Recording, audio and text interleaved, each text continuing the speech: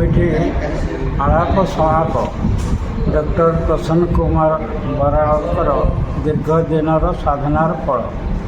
ଏ ବହିରେ ଯେଉଁ 24 ଜଣ ବ୍ୟକ୍ତିଙ୍କର ଆଲୋଚନା କରାଯାଇଛି, ତାଙ୍କର ସାକ୍ଷାତକାର ନିଆଯାଇଛି, ସେମାନେ ଓଡ଼ିଶାର ଗୋଟିଏ ଗୋଟିଏ ରତ୍ନ। ତେଣୁ ବିଭିନ୍ନ ଦିଗରେ, ସିନେମା ଦିଗରେ ହେଉ, ନୃତ୍ୟ ଦିଗରେ ହେଉ, ଇତିହାସ ଦିଗରେ ହେଉ, କବିତା ବା ଅନ୍ୟ ସାହିତ୍ୟ ଦିଗରେ ହେଉ, ସମସ୍ତେ ଗୋଟେ ଗୋଟେ ରତ୍ନ। ତେଣୁ ତାଙ୍କର ଯେଉଁ ବିସ୍ତୃତ ଆଲୋଚନା କରାଯାଇଛି, ଏହା ଆମ ଓଡ଼ିଆ ସାହିତ୍ୟକୁ ବହୁତ ସମୃଦ୍ଧ କରିବ ଏବଂ ପରବର୍ତ୍ତୀ ପିଢ଼ିକୁ ଯୁଗ ଯୁଗ ଧରି ପ୍ରେରଣା ଯୋଗାଇବ। ନିଶ୍ଚିତ ଭାବରେ ଯେଉଁ ହଳାପ ଯେଉଁ ପୁସ୍ତକ ଯଦି ଉନ୍ମୋଚନ ହେଲା, 24 ଜଣ ମହନୀୟ ବ୍ୟକ୍ତିତ୍ୱ ଥିବା ଆମର ଲେଖକ କବିମାନଙ୍କ ବିଷୟରେ ଉଲ୍ଲେଖ କରାଯାଇଛି। ଏହା ନିଶ୍ଚିତ ଭାବରେ ସମାଜରେ ବଡ଼ ପ୍ରଭାବ ପକାଇବ ଏବଂ ପାଠକମାନଙ୍କ ମଧ୍ୟରେ ଆଦୃତ ହେବ। ଆଉ ଆମର ପ୍ରତ୍ୟେକ ପାଠକମାନଙ୍କ ସହିତ ଆମର ବିଦ୍ୟାଳୟ ମହାବିଦ୍ୟାଳୟ ପିଲାମାନେ ମଧ୍ୟ ଏହା ଉପକୃତ ହୋଇପାରିବେ, ଏହା ନିଃସନ୍ଦେହ। ଏହି ପୁସ୍ତକ ପାଇଁ ଆମର ଲେଖକ ମହାଶୟଙ୍କୁ ସତ ଧନ୍ୟବାଦ ଅର୍ପଣ କରୁଛି। ଏହିପରି ଭାବରେ ଆମର ଓଡ଼ିଆ ଭାଷାକୁ ବୃଦ୍ଧିମନ୍ତ କରିବା ପାଇଁ ସମସ୍ତଙ୍କର ପ୍ରୟାସ ବି ଆଶା କରୁଛି। ଭାରପ୍ରାପ୍ତ ଅଧ୍ୟକ୍ଷ ପିଏମ୍ ସରକାରୀ ଉଚ୍ଚ ମାଧ୍ୟମିକ ବିଦ୍ୟାଳୟ ନିଶ୍ଚିତ ଭାବରେ ଆମମାନଙ୍କର ସମସ୍ତଙ୍କର ଉଦ୍ୟମ ସେଥିପାଇଁ ଦରକାର। କେବଳ ଓଡ଼ିଆ ଭାଷା ସରକାରୀ ଭାଷାର ମାନ୍ୟତା ସରକାର ଘୋଷଣା କରିଦେଲେ ହେବ ନାହିଁ।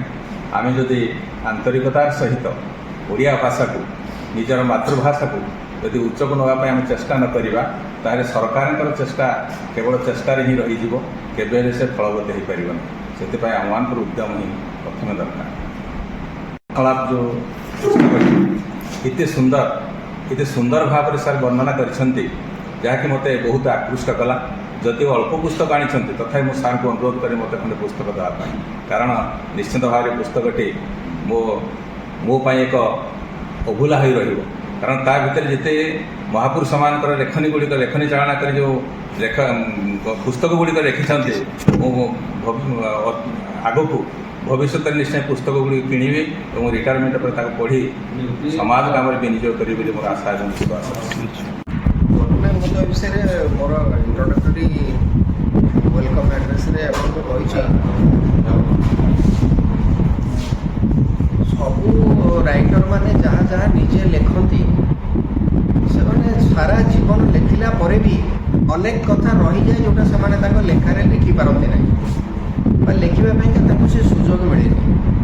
ଯାହା ସେ ତାଙ୍କ ଲେଖା ମାଧ୍ୟମରେ କହିନାହାନ୍ତି, ସେଇଟାକୁ ଆମକୁ ଠାବ କରିକିରି ତାଙ୍କ ମୁହଁରୁ ସେଇଟାକୁ ଶୁଣେଇକିରି ଆଦାୟ କରି ନେବା କଥାଟା ହେଉଛି ଯେକୌଣସି ଇଣ୍ଟରଭ୍ୟୁ କରୁଥିବା ଜଣେ ଲୋକଙ୍କର ପ୍ରଥମ କାମ।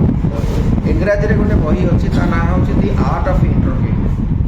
ସେଥିରେ ସେମାନେ ବତାଉଛନ୍ତି ଯେ ଗୋଟେ ଲୋକ ଅନ୍ୟ ଗୋଟେ ଲୋକକୁ ଇଣ୍ଟରଭ୍ୟୁ କଲାବେଳେ କ'ଣ କ'ଣ ପାରାମିଟର୍ସ ଦେଖିବା କଥା। ବହୁତ ଦୀର୍ଘ ସମୟ ଧରିକିରି ଅଧ୍ୟୟନ ନ କଲେ ବା ସେଇ ଲୋକଙ୍କର ବ୍ୟକ୍ତିଗତ ଜୀବନଧାରା ଏବଂ ତାଙ୍କର ଲେଖାର ଶୈଳୀ ସହିତ ପରିଚିତ ନହେଲେ ସେ ଲୋକକୁ ଇଣ୍ଟରଭ୍ୟୁ କିପରି କରିହେବ। ସଂଯୁକ୍ତା ପାଣିଗ୍ରାହୀ କିଛି ଛୋଟିଆ ଲୋକ ନୁହନ୍ତି, ସାରା ବିଶ୍ୱ ତାଙ୍କୁ ଜାଣେ ଯେ ଓଡ଼ିଶୀ ଡ୍ୟାନ୍ସରେ ସେ କେଉଁ ଜାଗାରେ ଅଛନ୍ତି।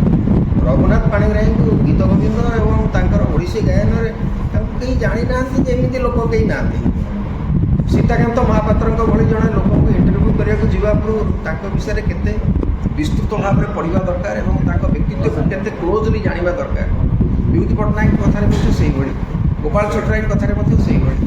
ତେଣୁ ଅନେକ ପଢ଼ିବା ପରେ ବା ତାଙ୍କର ବ୍ୟକ୍ତିତ୍ୱ ସଂକ୍ରାନ୍ତରେ ଅନେକ ନିଜ ଭିତରେ ବିଶ୍ୱାସ ଆପଣେଇଲା ପରେ ଯାଇ ତାଙ୍କ ସାମ୍ନାକୁ ଯାଇ ହେବ।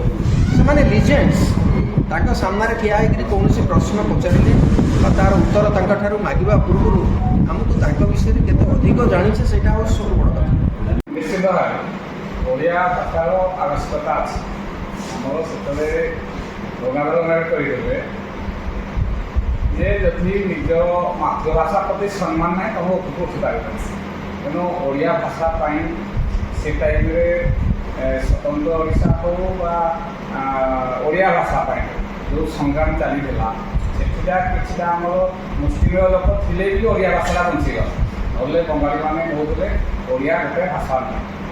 ତେଣୁ ଯେଉଁ ମହାମନୀଷୀମାନେ ଅଛନ୍ତି, ବର୍ତ୍ତମାନ ଯେଉଁ ସାହିତ୍ୟ ସାଧକମାନେ ଅଛନ୍ତି, ସେମାନଙ୍କର ପ୍ରଚେଷ୍ଟା ଫଳରେ ଓଡ଼ିଆ ଭାଷା ହିଁ ତିଷ୍ଠି ରହିଛି। କିନ୍ତୁ ଯେପର୍ଯ୍ୟନ୍ତ ଆମର ସାଧାରଣ ଲୋକ ବୁଝି ନାହାନ୍ତି ଯେ ଆମ ଭାଷାର ମହତ୍ଵ କ'ଣ, ଆମ ଶିକ୍ଷାର ମହତ୍ଵ କ'ଣ, ସେ ପର୍ଯ୍ୟନ୍ତ ଭାଷାଟା ଯେଉଁ ସୃଷ୍ଟି ରହିପାରିବ ନାହିଁ।